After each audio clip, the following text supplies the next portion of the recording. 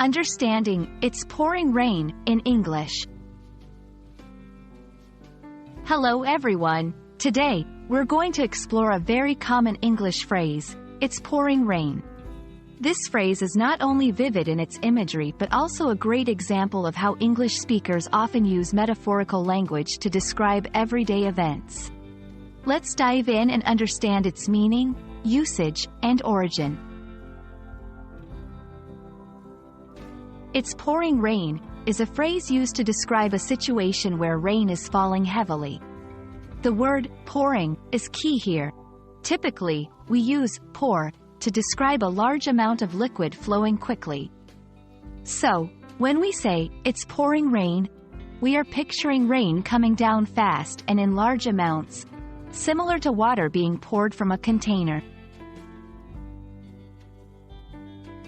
This phrase is commonly used in everyday English, especially in conversational contexts.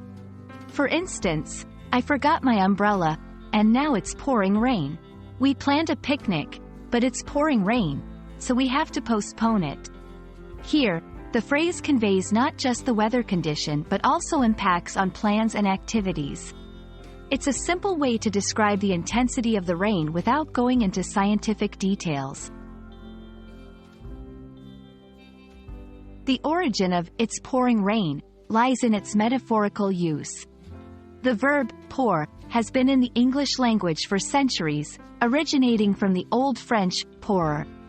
However, its use to describe heavy rain is more modern and illustrative, showing how language evolves to paint vivid pictures of everyday events. I hope this video has shed light on the phrase, "it's pouring rain." It's a perfect example of how English can be both literal and metaphorical, painting a clear picture with just a few words. Remember, language is not just about words.